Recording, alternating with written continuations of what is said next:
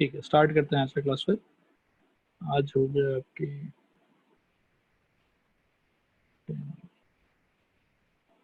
07/2020। आज बच्चों जो नया टॉपिक हम लोग पढ़ने जा रहे हैं, इस टॉपिक का नाम है Argand plane. ARGEND, Argand plane. सब लोग एकदम ध्यान से स्क्रीन पे देखना, काफी इंटरेस्टिंग चीज है, मजा आएगा आप लोगों को ये जान के, ये समझ के। आप लोग कार्टेशियन प्लेन को जानते हो शायद, रिस्पॉन्ड करो हाँ या ना। Yes sir. Okay, Cartesian plane के अंदर में बच्चों ये हॉरिजॉन्टल लाइन को हम लोग क्या बोलते हैं बताओ? X axis. X axis, correct. और वर्टिकल लाइन को क्या बोलते हैं हम लोग? Y axis. वेरी। अब अगर हम लोग एक्स एक्सिस को एक नया नाम दे दें और हम लोग बोलें कि एक्स एक्सिस को, यानी कि हॉरिजॉन्टल लाइन को, आज से हम लोग एक्स एक्सिस नहीं बोलेंगे, आज से हम लोग इसको बोलेंगे रियल एक्सिस। कौन सा एक्सिस बताओ? Real axis. इसको कहेंगे हम लोग रियल एक्सिस। और जो वर्टिकल लाइन था हम लोग का, उसको हम लोग वाई एक्सिस नहीं बोलेंगे, उसको हम लोग बोलेंगे इमेजिनरी एक्सिस। कौन सा एक्सिस बताओ बच्चों? Imaginary imaginary axis. एक्सिस। अब अगर ऐसा चेंज हम लोग लाते हैं कि हॉरिजॉन्टल लाइन को रियल एक्सिस बोलते हैं और वर्टिकल लाइन को इमेजिनरी एक्सिस बोलते हैं, तो ये जो आपके सामने में है, जो भी स्ट्रक्चर खड़ा किया गया, इस स्ट्रक्चर को फिर हम लोग को नया नाम देना पड़ेगा और इसी को बोला जाता है आर्गेंड प्लेन। ठीक है, आर्गेंड प्लेन आप ऐसा समझिए कि कोई नया चीज नहीं है, ये वही एक्स एक्सिस वाई एक्सिस जैसा चीज है, खाली इसमें टू डायमेंशनल कार्टेशियन प्लेन के जैसे एक्स एक्सिस और वाई एक्सिस नहीं दिया हुआ, उसके जगह पे एक्स एक्सिस को चेंज किया गया है किससे? रियल एक्सिस से। और इमेजिनरी एक्सिस लाया गया है वाई एक्सिस के जगह पे। क्या ये वाला बात सबको समझ में आया? रिस्पॉन्ड करो एक बार हाँ या ना। हाँ सर। ओके, अब आप लोग सोचेंगे कि सर इसको पढ़ने का क्या यूज है, ये हम लोग को क्यों पढ़ाया जा रहा है? ठीक है, तो बेटा इसको पढ़ने का ये यूज है, देखो कि मैं पहले लिख के बता देता हूँ और उसके बाद में मैं एक्सप्लेन भी करूंगा उस चीज को। इसका यूज क्या है? Any complex number z is equal to a plus iota times of b can be thought as a point p जिसका कोऑर्डिनेट होगा a, b in the argand plane and vice versa। ठीक है, अब इसका क्या meaning है वो हम लोग बच्चों थोड़ा सा समझने का एक बार ट्राई करते हैं। ठीक है, आप लोग सब लोग स्क्रीन पे अच्छे से देखें। ठीक है, आप ऐसा समझिए कि कोई भी जो कॉम्प्लेक्स नंबर आपके पास में होगा z is equal to a plus iota b के फॉर्मेट में, उसको आप मन ही मन सोच सकते हैं point p a comma b। ठीक है, लेकिन ये point p a comma b कहाँ प्लॉट हो सकता है? ये प्लॉट हो सकता है आर्गेंड प्लेन में। ठीक है, आर्गेंड प्लेन में इसको कैसे प्लॉट किया जाएगा? तो आपको रियल एक्सिस के अलोंग जो है वो आप ऐसा समझिए कि आपको चलना है a यूनिट्स। ठीक है, a यूनिट्स, मैं इसको थोड़ा और ऐसा कर देता हूँ। और इमेजिनरी एक्सिस के अलोंग आपको चलना है b यूनिट्स। ठीक है, आप ऐसा समझिए कि आप रियल एक्सिस के अलोंग चलेंगे a यूनिट्स और इमेजिनरी एक्सिस के अलोंग चलेंगे b यूनिट्स। तो आप पहुंच जाएंगे कहाँ पे? आप पहुंच जाएंगे p a कॉमा b पे। ठीक है, और ये p a कॉमा b कहाँ से आया? ये आया complex number z is equal to a plus iota b से आया। कोई भी कॉम्प्लेक्स नंबर को आप आर्गेंड प्लेन में पॉइंट की तरह सोच सकते हैं, ये इसका मेन पर्पस है, ये इसका मेन यूज है। और सिमिलरली अगर आर्गेंड प्लेन में सपोज करो बेटा कि कोई पॉइंट है आपके पास में, मान लो कि इसका नाम है Q, और सिंस ये सेकंड क्वाड्रेंट का पॉइंट है तो इसका एक्स कोऑर्डिनेट नेगेटिव होगा, मान लो कि एक बार के लिए -5, और वाई कोऑर्डिनेट सपोज करो कि इसका 3। ठीक है, तो इस Q का आप सोच सकते हो कि ऑब्वियसली ये कोई ना कोई कॉम्प्लेक्स नंबर, मान लो कि Z1 equal to -5 plus 3 times of iota represent कर रहा है। कहने का मतलब ये है कि if you have a complex number, you can think it as a point in Argand plane and if you have a point in argent plane you can think it to be a complex number a plus iota. क्या ये वाला चीज सबको समझ में आया? Respond करो हाँ या ना। हाँ Yes, सर। sir. हाँ सर। ओके, तो एक दो सवाल का मेरा छोटा छोटा जवाब दे दो आप लोग। सपोज करो कि मैं बोलूं कि मेरे पास कोई कॉम्प्लेक्स नंबर है z is equal to 5 plus 2 iota, तो ये आर्गेंट प्लेन में बच्चों कौन से क्वाड्रेंट में आएगा? First. First quadrant. पॉइंट का नाम क्या होगा? p 5,2। ठीक है ना? आ रहा हाँ है समझ? सर। फिर हाँ, सपोज सर। करो बेटा z इज इक्वल टू ऐसा है कि 2 माइनस 3 आयोटा, इसको गेस करो आप लोग कौन से क्वाड्रेंट में आएगा? Fourth quadrant. Fourth quadrant. और इसका कोऑर्डिनेट कैसा होगा? p 2, माइनस 3 जैसा होगा। -3। ठीक है ना? और हाँ। सिमिलरली अगर आप आर्गेंट प्लेन से भी कोई भी पॉइंट उठाते हो, मान लो कि सपोज करो मैं बोलूं कि आर्गेंट प्लेन से आपने पिक किया 5,21, तो इसको आप कॉम्प्लेक्स नंबर कैसे सोच सकते हो? z इज इक्वल टू ये क्या होगा? 5 5 plus plus 21 iota. 21 21 iota. Iota. Yes, कोई भी आर्गेंट प्लेन का पॉइंट जो है वो रिप्रेजेंट करेगा कॉम्प्लेक्स नंबर को, और कोई भी कॉम्प्लेक्स नंबर आर्गेंट प्लेन के अंदर में पॉइंट की तरह सोचा जा सकता है। क्या ये वाला थॉट प्रोसेस सारे स्टूडेंट्स को क्लियर हुआ? रिस्पॉन्ड करो एक बार हाँ या ना। हाँ सर। बाकी लोग भी बताओ बच्चों, आप लोगों को क्लियर है ये वाला point? Yes sir. All right, तो यहाँ से फिर बेटा हम लोग आगे चलते हैं अपनी नेक्स्ट थ्योरी की तरफ। आर्गेंट प्लेन पढ़ लेने के बाद में नेक्स्ट हेडिंग हम लोग को जो पढ़ना है वो है कॉन्जुगेट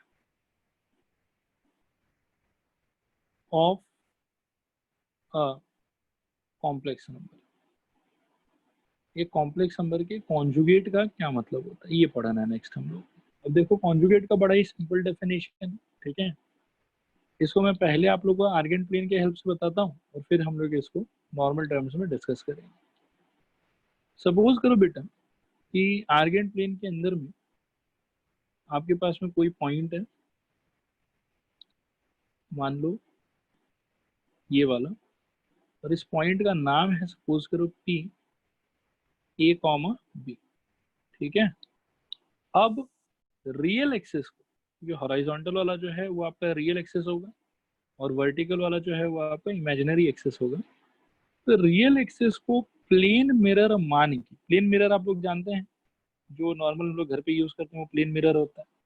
ठीक है, तो इसको प्लेन मिरर मान के बेटा इस P पॉइंट का जो भी कोई इमेज होगा, ठीक है, सपोज करो कि उसका नाम है P डैश, और इमेज का जो कोऑर्डिनेट होगा वो आप लोग सभी लोग समझ सकते हो बहुत ही इजीली, इसको हम लोग जस्टिफाई कर सकते हैं। देखो इसका क्या होगा, ये ऐसा होगा कि एक्स एक्सिस में तो दोनों केस में सेम ही डिस्टेंस चल रहा है आप लोग, और वाई एक्सिस के केस में क्या होगा कि P वाले के केस में आपको ऊपर जितना चलना है, P डैश वाले के केस में नीचे उतना ही चलना है, दोनों का डिस्टेंस सेम होना चाहिए।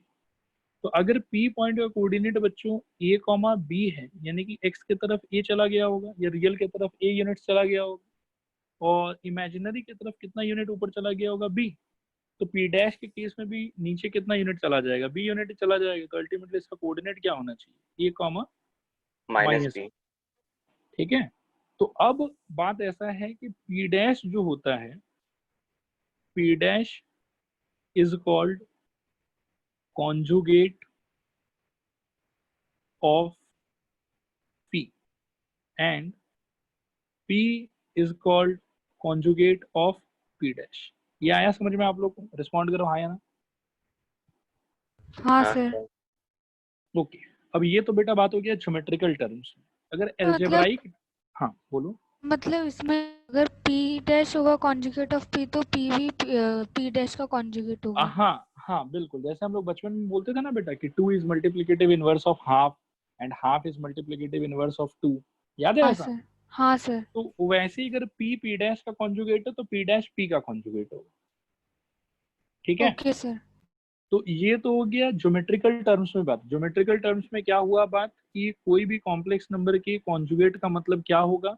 तो कॉन्जुगेट का मतलब होगा रियल एक्सिस को प्लेन मिरर मान के उस कॉम्प्लेक्स नंबर का जो मिरर इमेज बनेगा, उस मिरर इमेज को हम लोग बोलेंगे उस कॉम्प्लेक्स नंबर का कॉन्जुगेट।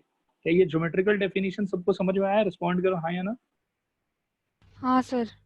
ओके, साइड में क्या कोई स्टूडेंट मेरे को इस चीज में थोड़ा सा हेल्प कर सकता है कि मैं अगर p को और p डैश को दोनों को ही z के टर्म्स में लिखना चाहूँ बेटा, तो z1 इक्वल टू क्या होगा? मान लो कि ये जो p है इसको मैं z1 मान रहा हूँ और इसको मैं z2 मान रहा हूँ, तो z1 इक्वल टू क्या होगा? a plus iota b, IB. और z2 क्या होगा बेटा? A A minus minus IB. Iota B. a minus iota b। क्या ये वाला बात सबको समझ में आ रहा है? रिस्पॉन्ड करो एक बार, हाँ या ना? Yes, हाँ sir. सर। हाँ ओके, सर। तो बेटा हाँ यहाँ सर। देखो आर्गेंट प्लेन के हिसाब से अगर आप सोचोगे तो आई थिंक कि आपको समझ में आ गया कि conjugate of a complex number का मतलब क्या है। कि कॉम्प्लेक्स नंबर की कॉन्जुगेट का मतलब है रियल एक्सेस को प्लेन मिरर मान के उसके अबाउट आप जो उसका इमेज होगा उस इमेज को मान सकते हैं उसका conjugate.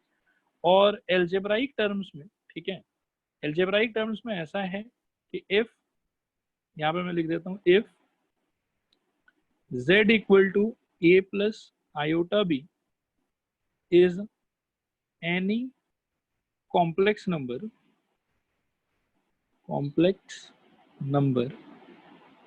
then its conjugate is represented by z बार, ये उसका सिंबल है और इसका वैल्यू हो जाएगा a माइनस आयोटा b। देखो ये सेकेंड डेफिनेशन सबको समझ में आया? रिस्पॉन्ड करो हाँ या ना। हाँ सर। ओके, ये z बार p डैश के लिए है क्या? हाँ z बार जो है बेटा p डैश के लिए, ठीक है सर। ठीक है। और मेनली हाँ। जो हम लोग डेफिनेशन फॉलो करेंगे क्वेश्चंस को करते समय वो ये सेकेंड वाला डेफिनेशन होगा, ठीक है। और हाँ सर। ज्योमेट्रिकली कोई आपको अगर पूछे कि कॉम्प्लेक्स नंबर और उसके कॉन्जुगेट के बीच में क्या रिलेशनशिप है, तो आप ये कह सकते हो कि रियल एक्सेस को मिरर मान के वो दोनों आदमी जो है एक दूसरे का क्या होगा? Mirror image. क्या ये वाला बात सबको समझ में आया? रिस्पॉन्ड करो हाँ या ना। हाँ सर। ओके, तो मैं एक लाइन यहाँ पे और ऐड भी कर देता हूँ कि geometrically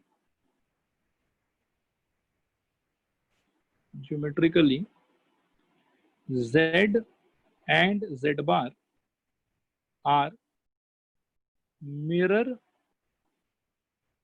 image of each other about the real axis। ये स्टेटमेंट सबको समझ में आया? एक बार रिस्पॉन्ड करो हाँ या ना। हाँ सर। ओके, मतलब ये स्टेटमेंट से हो सकता है बेटा कि कोई ट्रू एंड फॉल्स टाइप का क्वेश्चन आप लोग के लिए फ्रेम कर लिया जाए, तो मतलब पता होना चाहिए हम लोग को कि सेट ऑफ जेड बार एक दूसरे का मिरर इमेज है किसके अबाउट? रियल एक्सिस के अबाउट, ठीक है। क्लियर है ये वाला पॉइंट? एक बार और रिस्पॉन्ड करूं। हाँ सर। ओके, इसके बाद में बच्चों हम लोग बात करेंगे प्रॉपर्टीज के बारे में। प्रॉपर्टीज ऑफ कॉन्जुगेट, बहुत ही सिंपल प्रॉपर्टी है, ज्यादा कोई खास टेंशन वाला बात नहीं। प्रॉपर्टीज ऑफ कॉन्जुगेट में स्टूडेंट्स सबसे पहला प्रॉपर्टी है कि अगर आपको z1 प्लस z2 दोनों नंबर के एडिशन का कॉन्जुगेट लेना है तो that will be equal to z1 का कॉन्जुगेट प्लस z2 का कॉन्जुगेट। नंबर 2, अगर आपको दो कॉम्प्लेक्स नंबर के सबट्रैक्शन का कॉन्जुगेट लेना है तो इसका आंसर होगा z1 का कॉन्जुगेट माइनस z2 का conjugate. Number 3, z1 into z2 का कॉन्जुगेट अगर चाहिए तो आंसर मस्ट बी z1 का कॉन्जुगेट इंटू z2 का कॉन्जुगेट। नंबर 3 के बाद में नंबर 4 कि z1 डिवाइडेड बाई z2 पूरे का कॉन्जुगेट अगर चाहिए तो आप ले सकते हो z1 का कॉन्जुगेट डिवाइडेड बाई z2 का कॉन्जुगेट। देखो तो यहाँ तक सारा बात क्लियर है? रिस्पॉन्ड करो एक बार हाँ या ना। हाँ सर। ओके, इन सारे का प्रूफ का दरकार हाँ नहीं, सर। डायरेक्टली हम लोग इसको बेटा यूज कर सकते हैं। 5 नंबर पे एक और इम्पोर्टेंट प्रॉपर्टी है कि z का अगर दो बार कॉन्जुगेट लिया जाता है तो उस केस में आंसर z खुद होता है, ठीक है। जैसे कि मैं आपको दिखा सकता हूँ, सपोज करो कि z इक्वल टू है बेटा a प्लस आयोटा b, ठीक है। तो अगर z का एक बार कॉन्जुगेट लेते हो तो आप क्या करोगे? आयोटा वाले पार्ट का साइन चेंज करोगे, तो क्या हो जाएगा यहाँ पे बताओ? a minus iota B. बोलो आया समझ के नहीं आया समझ, रिस्पॉन्ड करो। हाँ सर। और सेकंड वाले नंबर का अगर बेटा मेरे को एक बार और कॉन्जुगेट लेना है तो उस पे एक तो कॉन्जुगेट का सिंबल कितने बार चला जाएगा, 2 बार चला जाएगा। और वापस से इस सेकंड वाले के अंदर में अगर मैं आयोटा वाले पार्ट का साइन चेंज करूंगा तो इस बार ये वापस से क्या बन जाएगा, ए प्लस आयोटा आयोटा बी। तो अल्टीमेटली ये किसके इक्वल हो गया, जेड के इक्वल हो गया। देखो तो ये वाला प्रॉपर्टी सबको आया समझ के नहीं आया समझ। हाँ सर। ओके, तो ये वाला प्रॉपर्टी भी इंपॉर्टेंट था। इसके अलावा नेक्स्ट बेटा एक और नया डेफिनेशन है हम लोगों के लिए, ये हम लोग को पढ़ना है। The name of the new definition is modulus of a complex number. ठीक है, modulus of a complex number भी काफी आसान सा चीज है, एक बार में आप लोग को समझ में आ जाएगा, बहुत इजी स्क्रीन पर। सबसे पहले इसको भी समझने के लिए मैं एक बार आर्गेन प्लेन बनाना चाहूंगा। ठीक है, सपोज करो कि ये अपना आर्गेन प्लेन है और इस आर्गेन प्लेन के अंदर में let z is equal to a plus iota b, ठीक है, equivalent to p a comma b be any complex number. ठीक है, तो इस कॉम्प्लेक्स नंबर को हम लोग थोड़ा सा बनाने का ट्राई करते हैं स्क्रीन पर। ये कहाँ होगा, कैसा होगा, ये सपोज करो कि एक्स एक्सिस के लॉन्ग इधर और ये हो गया वाई एक्सिस के लॉन्ग। तो सिंस इसका नाम पी ए कॉमा बी है तो ऑब्वियसली रियल एक्सिस के लॉन्ग ये कितना चला होगा ए और इमेजिनरी के लॉन्ग कितना चला होगा बी। ठीक है, अब इसके मॉडुलस का मतलब बच्चों ये होता है कि आप समझिए कि ओरिजिन से इसका स्ट्रेट लाइन डिस्टेंस कितना है। इसको बोला जाता है, ये जो मैं रेड लाइन अभी बना रहा हूँ इसको बोला जाता है modulus of a complex number. ठीक है, इसको मैं रिप्रेजेंट कर देता हूँ, सिंबल इसके लिए होता है मॉडुलस ऑफ जेड। ठीक है, और मॉडुलस ऑफ जेड मतलब रेड लाइन, और ये फिर आप डेफिनेशन में ऐसा कह सकते हो the distance of the complex number from the origin in the Argand plane. बच्चों ये डेफिनेशन आ रहा है समझ कि नहीं आ रहा है समझ। हाँ हाँ सर। सर। ओके, तो देखो मैं यहाँ पे लिख भी देता हूँ कि the modulus of a complex number is its distance from the origin in the argand plane। मैं एक बार और पूछता हूँ स्टूडेंट्स, ये सबको क्लियर है, रिस्पॉन्ड करो। हाँ सर। प्राची, हाँ रशिका, सर। हाँ सर। Okay, alright. इससे आगे बढ़ते हैं बच्चों। अच्छा, यहाँ पे इसको कैलकुलेट करने का क्या हम लोग एक फॉर्मूला डेवलप कर सकते हैं? आप लोग देखो थोड़ा सा। Pythagoras theorem. Yes, very good बेटा। मतलब मॉड जेड जो है वो रेड कलर वाले लाइन का लेंथ रिप्रेजेंट कर रहा है और ये जो ब्लू कलर वाला हॉरिजॉन्टल पार्ट है इसका लेंथ ए है बच्चों, बोलो हाँ या ना। हाँ सर। हाँ हाँ सर। सर। और बेटा ये जो वर्टिकल ब्लू लाइन है इसका लेंथ कितना है बी, बोलो हाँ या ना। हाँ सर। तो क्या बाय पाइथागोरस हम लोग कह सकते हैं कि मॉड जेड का जो वैल्यू है बेटा वो यहाँ पे अंडर रूट ऑफ ए का स्क्वायर प्लस बी का स्क्वायर होगा। हाँ सर। हाँ सर। ओके, तो इसी चीज को मैं नीचे लिख देता हूँ।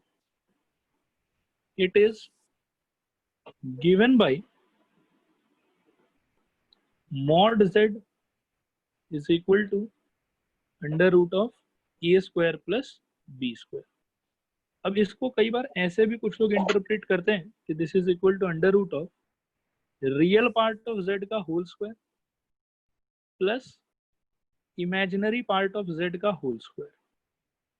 ठीक है, देखो क्योंकि a प्लस आयोटा बी अगर लिखा हुआ है तो ऑब्वियसली b क्या रिप्रेजेंट कर रहे हैं, इमेजिनरी पार्ट ऑफ z। बोलो बच्चों आ रहा है समझ के नहीं आ रहा है? हाँ सर।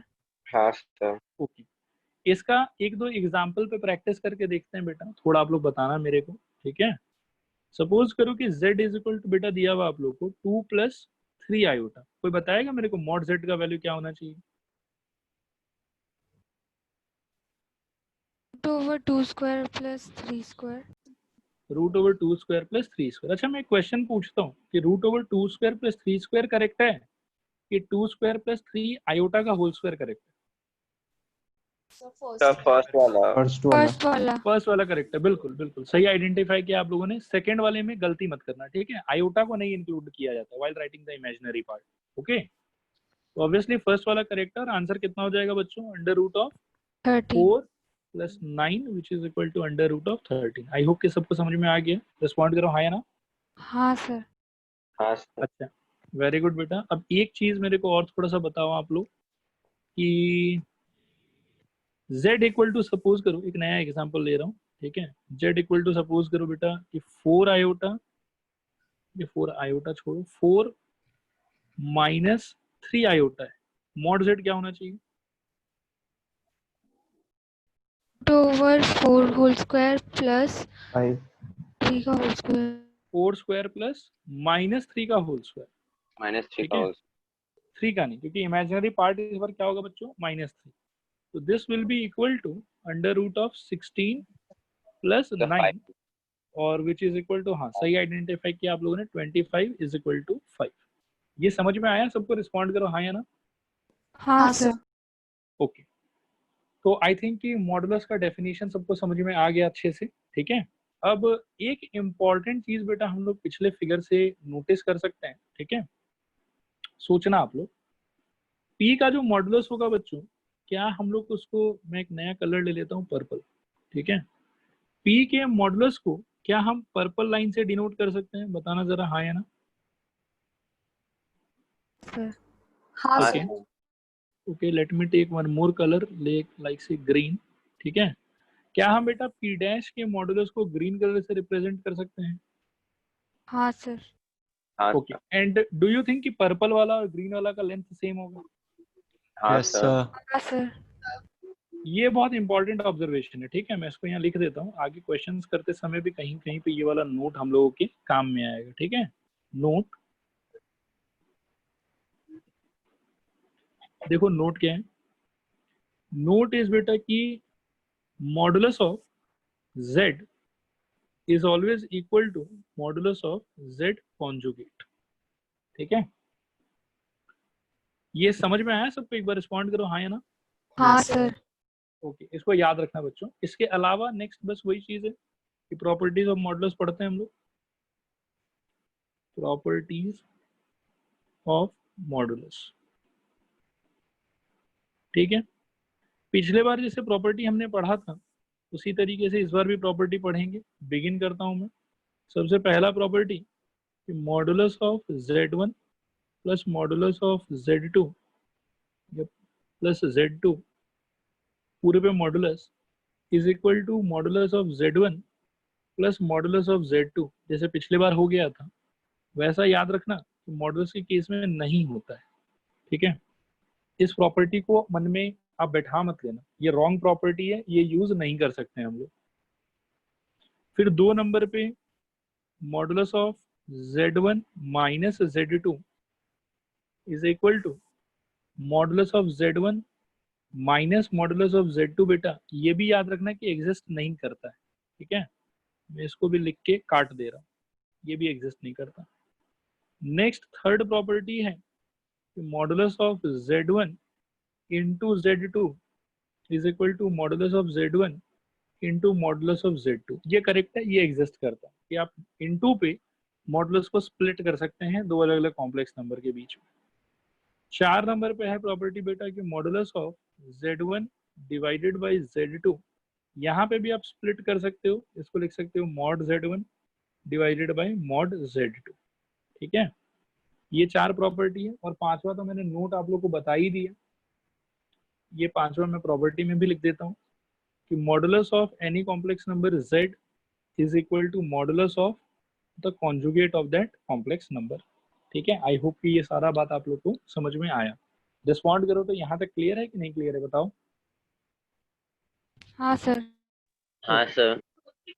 ओके, इसके आगे देखो एक और बहुत इंपॉर्टेंट प्रॉपर्टी है, इस पे मैं पहले स्टार लगा देता हूँ, ठीक है? और फिर मैं बताता हूँ आप लोग को। इसका नाम है combined property of modulus and conjugate of a complex number. ये बहुत इंपॉर्टेंट प्रॉपर्टी है और कई सारे बहुत ही बड़े बड़े क्वेश्चंस में इस प्रॉपर्टी का यूज आता है। ठीक है, अब ये क्या प्रॉपर्टी है वो हम लोग थोड़ा सा देख के समझने का ट्राई करेंगे। देखना ध्यान से सब लोग। लेट, ये लेट वेट छोड़ो, डायरेक्टली मैं लिख के दिखाता हूं आप लोगों को। सपोज करूं कि Z1 एक कॉम्प्लेक्स नंबर है a प्लस आयोटा b। थोड़ा ध्यान से सोचना। हाँ, तो क्या आप लोग मेरे को Z1 का कॉन्जुगेट बता सकते हो क्या होगा? माइनस आयोटा भी। वेरी गुड बेटा। और क्या आप लोग मेरे को Z1 का मॉडुलस भी बता सकते हो? Root over A square plus B square. Plus B square. Very good. अब प्रॉपर्टी बेटा मैं दिखाऊंगा आप लोग को और आप लोग एकदम से चौंक जाओगे कि सर ये क्या दिखा दिया आपने। ठीक है, Z1 इंटू Z1 का बार अगर करते हैं बेटा तो क्या होगा बताओ? a plus iota b into a minus iota b. ये सबको समझ में आ रहा है? रिस्पॉन्ड करो हाँ या ना। हाँ सर। हाँ सर। ठीक है, इसको बेटा अगर एक्सपैंड वगैरह करेंगे तो क्या होगा? a का स्क्वायर माइनस आयोटा बी का होल स्क्वायर। बोलो हाँ या ना। हाँ सर। सर। बोलेंगे तो बेटा a square minus iota square times of b square. बोलो हाँ या ना। Yes sir. Okay, sir. This is equal to a square plus b square. बोलो हाँ या ना। Yes sir. यस और सर। बेटा थोड़ा ध्यान से सोचोगे तो आपको फील आएगा कि ये मॉड z का ही तो होल स्क्वायर लिखा हुआ है। हाँ सर। हाँ सर। ओके, सो ये है वो खतरनाक प्रॉपर्टी। मतलब मॉड z भी नहीं, एक्चुअली मॉड z1 लिखना चाहिए मेरे को। ठीक है, देखो आया समझ कि नहीं आया समझ? हाँ सर। आ गया सर। हाँ क्या? देयरफॉर बेटा यहाँ से हम लोग कह सकते हैं कि modulus of any complex number Z1 का whole square is equal to Z1 into Z1 का कॉन्जुगेट। ठीक है, ये है वो प्रॉपर्टी। मैं इसको हाईलाइट कर देता हूँ। तो ये वो कंबाइंड प्रॉपर्टी है जिसमें कॉन्जुगेट और मॉडुलस दोनों इन्वॉल्व रहता है और ये बहुत इंपॉर्टेंट प्रॉपर्टी है। काफी सारे बड़े बड़े क्वेश्चंस को ये बहुत छोटा बना देता है। ठीक है, क्लियर है ये सबको? रिस्पॉन्ड करो एक बार हाँ या ना। हाँ sir. Okay, now before starting the question एक बस लास्ट चीज बचा हुआ है, वो ध्यान से समझ लेना।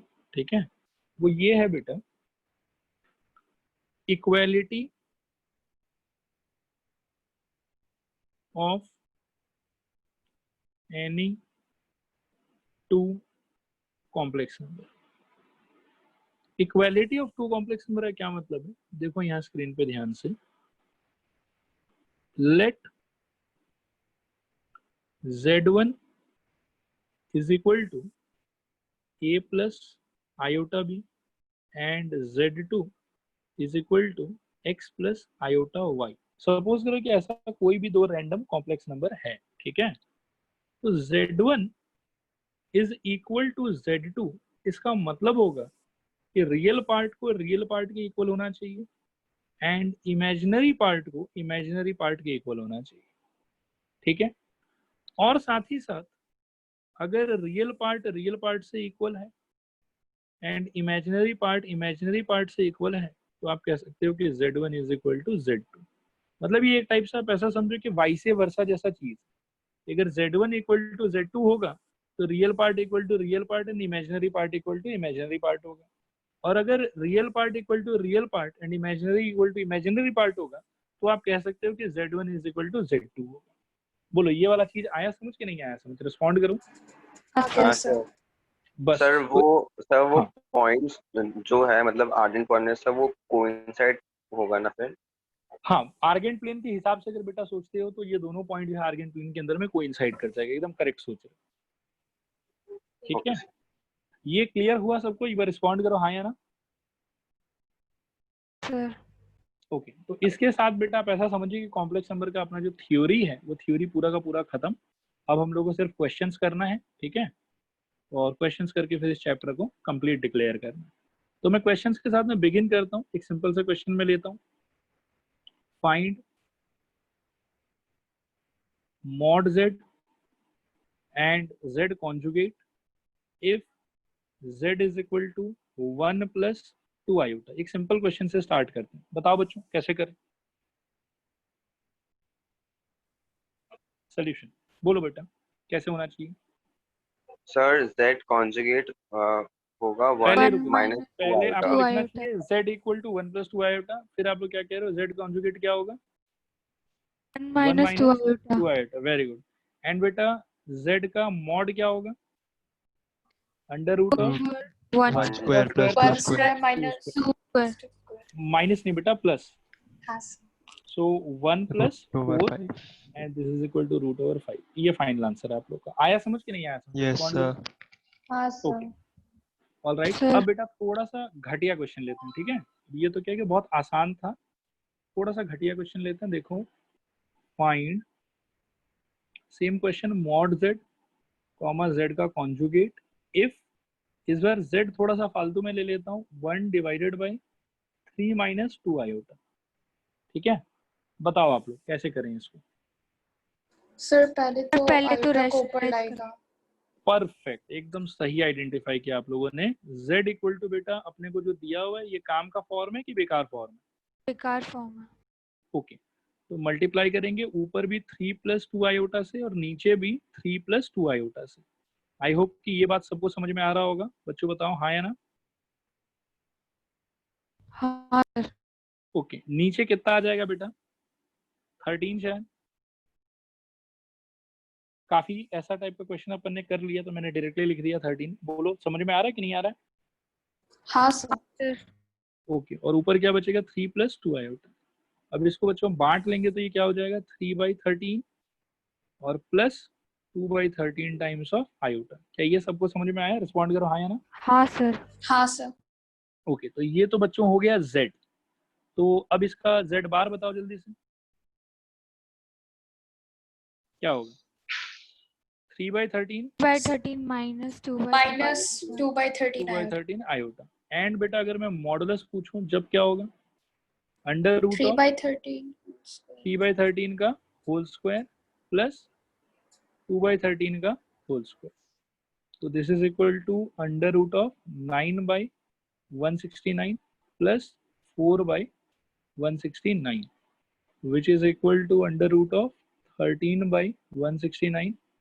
This is equal to under root 13 divided by 13। देखो तो आया समझ कि नहीं आया समझ? हाँ सर। ओके सो ये था बेटा हाँ, सर। Next question. इसके अलावा एक क्वेश्चन ऐसा ले सकते हैं हम लोग, देखो ध्यान से।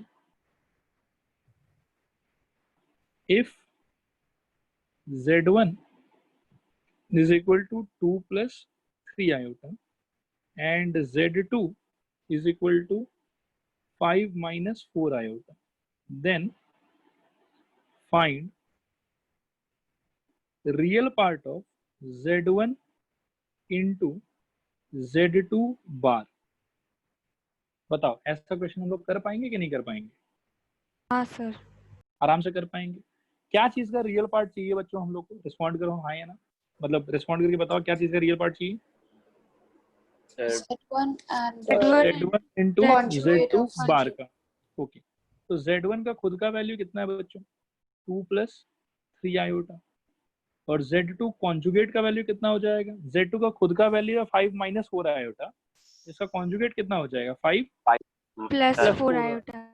ओके फिर बेटा इसको एक्चुअल में मल्टीप्लाई करो आप लोग तो कितना हो जाएगा 2 into 5 10, 2 into 4 plus 8 iota plus 15 iota और अगर आपको आपत्ति नहीं हो तो -12। बोलो बच्चों आ रहा है समझ कि नहीं आ रहा है समझ? स्टूडेंट्स ये आया हाँ समझ? Sir. Okay Yes, sir. 10 minus 12 बेटा कितना हो जाएगा -2 और 8 plus 15 कितना हो जाएगा 23 23 तो प्लस 23 आयोटा। और अब यहाँ से आप लोग बताओ मेरे को कि real part of z1 into z2 बार कितना हो जाएगा 3 2, सॉरी 2 सॉरी 2 भी नहीं -2 -2. -2 यस। और बेटा अगर इमेजिनरी पूछता तो क्या होता आंसर? 23. ओके क्लियर हुआ ये सबको? रिस्पॉन्ड करो हाँ या ना। Yes, sir. हाँ sir. Okay all right next question बच्चों लेते हैं, ये बहुत ही इंटरेस्टिंग क्वेश्चन है, मतलब काफी फेमस क्वेश्चन है, आता है एग्जाम में। Prove that modulus of z1 plus z2 का whole square plus modulus of z1 minus z2 का whole square is equal to 2 times of z1 के मॉडुलस का होल स्क्वायर प्लस z2 के modulus का whole square. This is the question. ठीक है, आप लोग घबराना मत, बहुत ही आसान सवाल है, मैं आप लोगों को सॉल्व करके दिखाता हूँ सोल्यूशन। हम लोग बेटा LHS से शुरू करेंगे। ठीक है, अब आप देखो कि LHS में क्या दिया हुआ है आप लोगों को, modulus of z1 plus z2 का whole square plus z1 minus z2 का होल स्क्वायर। ठीक है, अभी ये वाला जो प्रॉपर्टी है बेटा आप हमेशा याद रखना कि जब कभी भी z के स्क्वायर का बात हो ना, तो ये जो देख रहे हो ग्रीन कलर में जो लिखा हुआ है, सर यस हम लोग हमेशा इस वाले प्रॉपर्टी की हेल्प से काम करेंगे। ठीक है, जब भी मॉडुलस के स्क्वायर का बात होगा तो हमेशा हम लोग को ग्रीन वाला प्रॉपर्टी लगाएंगे।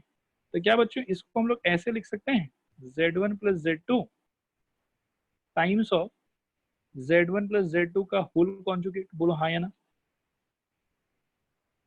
Plus z1 sir. Minus z2 into z1 minus z2 का होल कॉन्जुगेट, बोलो हाँ या ना। हाँ सर। ओके, और बेटा कॉन्जुगेट का प्रॉपर्टी आपको याद होगा तो वो एडिशन और सब्ट्रैक्शन पे स्प्लिट हो सर जाता था। समझ में नहीं आया। क्या बोल रहे हो? सर समझ में नहीं आया ये लाइन जो आपने ये लिखी। लाइन ना, बिल्कुल आप यहाँ देखो, ये जो मैंने कंबाइंड प्रॉपर्टी एक बताया था आपको मॉडुलस और कॉन्जुगेट का, देखो ये प्रॉपर्टी याद है? Yes sir. इसमें क्या था, कोई भी कॉम्प्लेक्स नंबर का स्क्वायर मतलब उसके मॉडुलस का स्क्वायर इज इक्वल टू वो कॉम्प्लेक्स नंबर खुद इनटू उसी कॉम्प्लेक्स नंबर का कॉन्जुगेट, यही प्रॉपर्टी था। Yes sir. अच्छा, तो अब अभी वाले क्वेश्चन में आप देखो बेटा, आपको ऐसा लग रहा है कि modulus of z1 plus z2 का होल स्क्वायर दिया हुआ आपको, ये वाला पार्ट, हाँ सर। तो इसको आप क्या चीज में स्प्लिट कर सकते हो, वो कॉम्प्लेक्स नंबर खुद इनटू उसी कॉम्प्लेक्स नंबर का कॉन्जुगेट। कंजुगेट हाँ। सिमिलरली सेकंड वाले में भी क्या दिया हुआ है, mod of z1 minus z2 का होल स्क्वायर, यस उस सर। नंबर का और उसके कॉन्जुगेट का प्रोडक्ट वापस। देखो आ रहा है समझ? हाँ सर हाँ। ओके, प्राची आया समझ में आपको बेटा? हाँ सर। ओके, अब देखो z1 प्लस z2 कॉन्जुगेट का प्रॉपर्टी के हिसाब से बेटा इसको हम लोग ब्रेक कर सकते हैं, z1 का कॉन्जुगेट प्लस z2 का कॉन्जुगेट। देखो तो ये समझ में आ रहा है आप लोग को, plus z1 minus sir. z2 into z1 का कॉन्जुगेट माइनस z2 का कॉन्जुगेट, क्योंकि कॉन्जुगेट तो ब्रेक हो सकता था। ठीक है, अब इसको खोल देने पे ये होगा z1 इंटू z1 बार प्लस z1 इंटू z2 बार प्लस z2 इंटू z1 बार और प्लस z2 इंटू z2 बार। पहले ना आप लोग ये प्रोडक्ट वेरीफाई कर लो, देखो आप लोगों को समझ आया कि नहीं है। z1 का पहले इससे और फिर इससे, तो z1 z1 बार और z1 z2 बार। स्टूडेंट्स रिस्पॉन्ड करो, ये आया समझ? हाँ सर। फिर z2 का इससे, फिर z2 का इससे, तो z2 z1 बार और z2 z2 बार। अभी सेकेंड वाला प्रोडक्ट बाकी, सेकेंड वाला को मैं खोलूंगा तो प्लस z1 इंटू z1 बार माइनस z1 इंटू z2 बार माइनस z2 इंटू z1 बार और प्लस z2 इंटू z2 बार। देखो तो क्लियर है यहाँ तक? रिस्पॉन्ड करो हाँ या ना। हाँ सर। ओके, कुछ टर्म्स बेटा कट रहा है यहाँ पे, आप लोग ऑब्जर्व करो। एक कट रहा है z1 इंटू z2 बार, एक पॉजिटिव में है एक नेगेटिव में है, और फिर एक कट रहा है z2 इंटू z1 बार, एक पॉजिटिव एक नेगेटिव। तो ये दोनों कैंसल आउट हो रहा है, और इसके कैंसल आउट होने के बाद में आपके पास में बचेगा 2 times of z1 into z1 bar plus 2 times of z2 into z2 बार। देखो तो यहाँ तक आया समझ कि नहीं आया समझ? हाँ स्टूडेंट्स सर। ये हाँ क्लियर सर। है? ओके, इन दोनों में से बेटा 2 कॉमन ले सकते हैं शायद हम लोग, रिस्पॉन्ड करो हाँ या ना। हाँ सर। ओके, तो 2 कॉमन लेने पे क्या बचेगा, z1 इंटू z1 का बार प्लस z2 इंटू z2 का बार। देखो ये आया समझ। हाँ सर। ओके, और z1 इंटू z1 का बार बेटा कितना हो जाएगा, Z1 का होल मॉड्यूलस का मॉड z1 का होल स्क्वायर, वेरी गुड, और प्लस मॉड z2 का होल स्क्वायर। यही प्रूफ करना था हम लोग को। सब लोग रिस्पॉन्ड करो, ये प्रूफ आप लोग को आया समझ के नहीं आया समझ। Sir. Okay yes sir. Okay, तो अब बेटा और कुछ इस टाइप के क्वेश्चंस वगैरह देखते हैं। प्रूव दैट ज्यादा नहीं है इसके अंदर में, आप लोग घबराना मत, ठीक है। एक दो ही प्रूव दैट है, जिनमें से एक जो है वो मैंने करवा दिया आप लोग को, और भी वैसा है कुछ कुछ, लेकिन आप लोग को नहीं रिक्वायर्ड होगा वो वाला, ठीक है। अब अपन लोग कुछ दूसरा टाइप का क्वेश्चन करते हैं जो इक्वालिटी ऑफ कॉम्प्लेक्स नंबर पे थोड़ा सा बेस्ड हो, ठीक है। ध्यान से देखो, next question, solve for z। ये क्वेश्चन आप लोग को इंटरेस्टिंग लगेगा, तो ध्यान से स्क्रीन पे देखते रहे। क्वेश्चन ऐसा दिया हुआ बेटा, mod of z minus z is equal to 1 plus 2 times of iota, और यहाँ से आपको z का वैल्यू बताना है, ठीक है। इस टाइप के क्वेश्चन में हमेशा याद रखना कि हम लोग क्या करेंगे, हम लोग z को a प्लस आयोटा भी मान के चलेंगे। क्या बोल रहा हूँ मैं, बताओ एक बार सब लोग। Z को a प्लस आयोटा भी मान के चलेंगे। हाँ, जब कभी भी सॉल्व करने का ऐसा कोई भी क्वेश्चन आएगा उसमें यही अप्रोच होगा हम लोग की तरफ से। तो मैं यहाँ पे बिगिन करता हूँ कि let z is equal to a plus iota b। अब समहाउ अगर मेरे को a का और b का वैल्यू मिल जाए तो मेरे को z का वैल्यू भी मिल जाएगा, बोलो हाँ या ना। हाँ सर।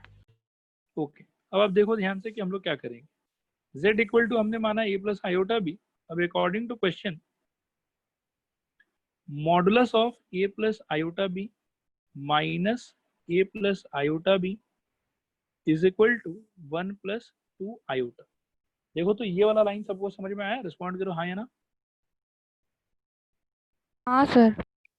Yes sir. अच्छा, modulus of a plus iota भी बच्चों क्या हो जाएगा, रिस्पॉन्ड करके बताओ मेरे को। Under root of a square plus b square. B square. Okay, minus a minus iota b, ठीक है, is equal to 1 plus 2 iota. ये समझ में आया सबको, रिस्पॉन्ड करो हाँ या ना। हाँ सर। ओके, अब बेटा अगर मैं थोड़ा सा सिंप्लीफाई करूं और सिंप्लीफाई करके ऐसा बोलूं कि under root of A square plus B square minus A का वैल्यू 1 होना चाहिए एंड माइनस बी का वैल्यू 2 होना चाहिए, तो क्या बोलते हैं,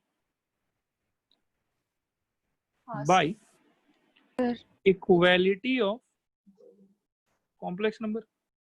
भाई दोनों तरफ कॉम्प्लेक्स नंबर लिखा हुआ है तो real part equal to real part होगा और imaginary part equal to imaginary part होगा। बोलो बच्चों आ रहा समझ के नहीं आ रहा समझ। हाँ सर। ओके, यहां से बेटा b का वैल्यू कितना हो जाएगा, -2। -2। सपोज करो कि ये हो गया इक्वेशन 1 और ये वाला हो गया आप लोग के इक्वेशन नंबर 2, ठीक है। अब मैं क्या करता हूं, मैं बोलता हूं कि पुटिंग 1 इन 2, देखते हैं हम लोग कि क्या होता है क्या नहीं होता है। तो 2 में अगर डालेंगे बेटा तो ये क्या हो जाएगा, under root of A square plus b के जगह पे -2 का whole square minus a is equal to 1। देखो तो ये लाइन सबको समझ में आया, रिस्पॉन्ड करो हाँ या ना। हाँ सर। हाँ सर। ओके, अब इसको बेटा सिंप्लीफाई करेंगे, under root of A square plus यहाँ पे आ जाएगा 4 इज इक्वल टू आएगा 1 प्लस ए, ठीक है। अब यहाँ से ए को फाइंड करना है तो उसके लिए आप लोग क्या है कि स्क्वायरिंग बोथ साइड का यूज कर सकते हो। क्या हो जाएगा ये वाला, A square plus 4 is equal to 1 plus A का whole square. This implies it will be a square plus 4 this is equal to 1 plus 2a plus a square। तो a स्क्वायर से a स्क्वायर कट जाएगा और यहाँ पे हम लोग को मिलेगा 2a इज इक्वल टू 3, 1 उधर जाके सब्ट्रैक्ट होगा, a इज इक्वल टू आ जाएगा 3/2, ठीक है। और फाइनली हम कह सकते हैं कि देयरफॉर ए का वैल्यू आया 3/2 और बी का वैल्यू आया -2, और दोनों को बेटा मर्ज कर देंगे, तो मर्ज करने पे हम लोग को क्या मिलेगा, z is equal to 3/2 -2 iota. ये है z का वैल्यू। देखो तो इस क्वेश्चन का अप्रोच आप लोगों को क्लियर हुआ। हाँ Yes, sir. Yes, sir. sir. तो कुछ इस टाइप का क्वेश्चन भी बेटा आप लोगों से पूछा जा सकता है, ठीक है। इसके अलावा एक और, चलो इसके ऊपर में ही बेस करके लेते हैं हम लोग। ये इंटरेस्टिंग है, इजी भी है, आप लोग आराम से कर पाओगे इसको। Question is if x plus iota y is equal to a plus iota b का whole cube, then prove that x by a plus y by b is equal to 4 times of a square minus b square। ये prove करना है बच्चों, ठीक है। बहुत ही easy है एकदम, आप लोग घबराना मत, टेंशन मत लेना, मैं कर रहा हूँ, स्क्रीन पर देखो आप लोग। सोल्यूशन हम लोग को गिवन क्या है बेटा, x plus iota y is equal to a plus iota b का होल क्यूब। रिस्पॉन्ड करो, ये लाइन सबको समझ में आया है क्योंकि ये गिवन है। हाँ सर। Okay, all right. अब बेटा यहां से आगे बढ़ते हैं, राइट हैंड साइड को थोड़ा सा सिंप्लीफाई करते हैं। तो x plus iota y is equal to a cube plus 3a square b plus 3a b square और प्लस b क्यूब। सब लोग पहले बताओ कि ये एक्सपेंशन क्लियर हुआ आप लोग को। हाँ सर। Sir. इसको सिंप्लीफाई करते हैं, a cube plus 3a square b into iota minus 3ab square, क्योंकि आयोटा का स्क्वायर -1 हो जाएगा थर्ड वाले टर्म में, और लास्ट वाला माइनस आयोटा b क्यूब। बच्चों रिस्पॉन्ड करो, क्लियर है नहीं क्लियर है। हाँ सर क्लियर है। ओके, अब बेटा Clear. राइट साइड को थोड़ा सा मैं रीग्रुप करता हूँ, ठीक है। मैं इसको ऐसे लिखना चाहता हूँ कि a का क्यूब माइनस 3ab स्क्वायर, मतलब रियल पार्ट मैंने अलग कर लिया, और plus iota times of 3a square b minus b cube, ये मैंने इमेजिनरी पार्ट अलग कर लिया। लेफ्ट हैंड साइड में है x प्लस आयोटा y, ठीक है। अब यहां से बाय कंपैरिजन शायद हम लोग ये कह सकते हैं कि x is equal to a cube minus 3ab square और y is equal to 3a square b minus b cube. देखो तो बच्चों ये लाइन समझ में आया आप लोगों को कि नहीं समझ में आया? स्टूडेंट्स रिस्पॉन्ड करो। ओके, अब थोड़ा सा एक चीज सोचो कि जो प्रूफ करना है आप लोग को, उसमें x है सिर्फ कि x बाई a है लेफ्ट हैंड साइड में, भाई x बाई a, और क्या यहाँ से a कॉमन निकाल के x बाई a क्रिएट करना पॉसिबल है? हाँ सर। सर। क्या आ जाएगा, x by a is equal to a square minus 3b square. बोलो हाँ या ना? हाँ सर। सर।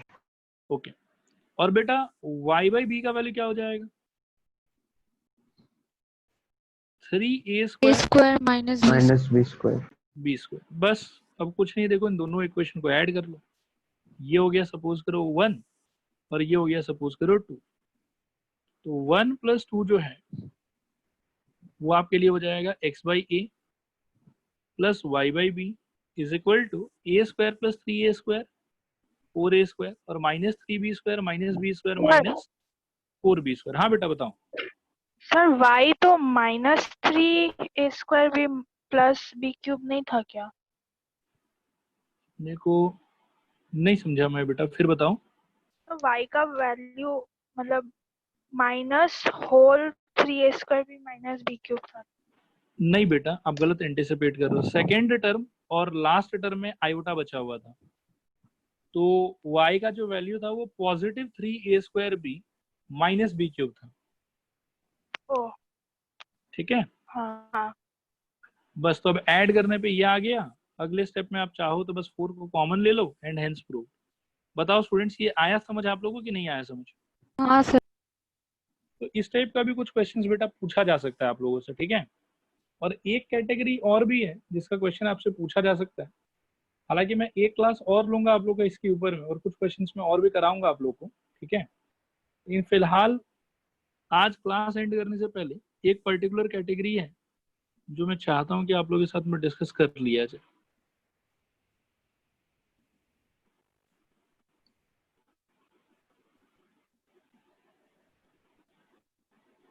एक पूरा एक्सरसाइज एक्चुअली इस चीज के ऊपर में।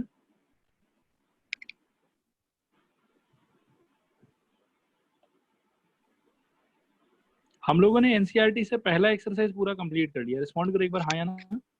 हाँ सर। ओके, हम लोग बेटा अब आगे बढ़ेंगे थोड़ा सा।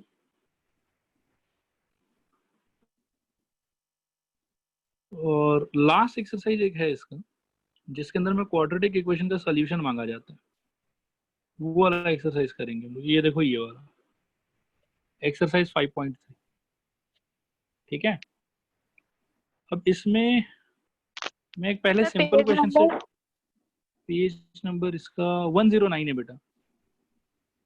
ठीक है, एक सिंपल क्वेश्चन से शुरू करता हूँ पहले, जैसे थर्ड वाले से।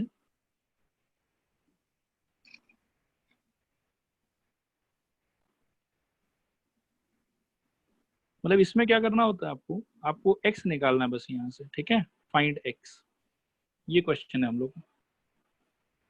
ये रहेगा और कॉमा फाइंड x। अब देखो solution, x² + 3x + 9 = 0।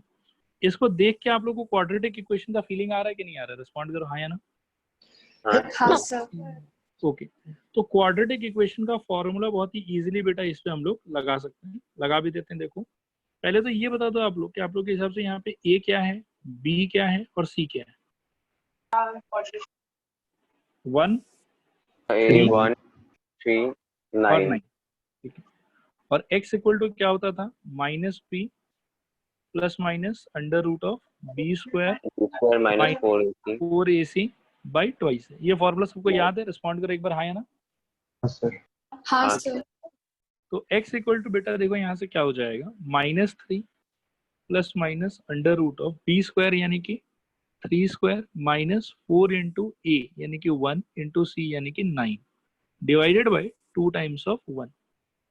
This is equal to -3 ± √9 - 36 divided by 2 × 1।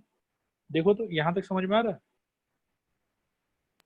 हाँ sir. This is equal to -3 + -9 - 36 बेटा कितना हो जाएगा? √-27 डिवाइडेड बाय 2 × 1 का 2 हो जाएगा। रिस्पॉन्ड करो, आया समझ कि नहीं आया समझ? हाँ सर। हाँ दिस इज इक्वल टू बेटा -3 प्लस माइनस, अब यहाँ ध्यान दें, √-27 जो है, ठीक है, √-27, क्या हम लोग इसको √27 इंटू √-1 सोच सकते हैं? बोलो हाँ या ना। हाँ सर। ओके, और √27 बेटा हो जाएगा मेरे हिसाब से 3√3 आयोटा। देखो तो क्लियर है कि नहीं क्लियर? हाँ सर। बस अब यही चीज है जो यहाँ पे आप लोग को लिखना है कि 3√3 आयोटा। ठीक है, और नीचे आप लोग के पड़ा हुआ रहेगा 2। 3√3 आयोटा नीचे रह जाएगा 2। तो फाइनल आंसर आप चाहो तो यहाँ पे भी छोड़ सकते हो, या फिर एक स्टेप आप लिख सकते हो कि -3 plus 3√3 iota divided by 2 comma -3 - 3√3 iota divided by 2। Respond करो, ये वाला चीज समझ में आया कि नहीं समझ में आया आप लोग को? Yes sir.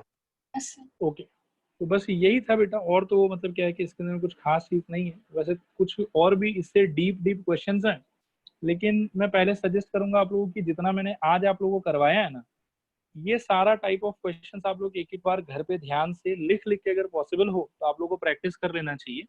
और एक बार जब इन सारे क्वेश्चंस में आप लोग कंफर्टेबल हो जाओगे तो थोड़ा बहुत और भी वैरायटी है, वो मैं अगली क्लास आप लोगों के साथ में डिस्कस कर लूंगा। ठीक है, आज का कराया हुआ सारा क्वेश्चंस क्लियर है सबको? रिस्पॉन्ड करो एक बार, हाँ या ना। हाँ सर। हाँ सर। ओके, तो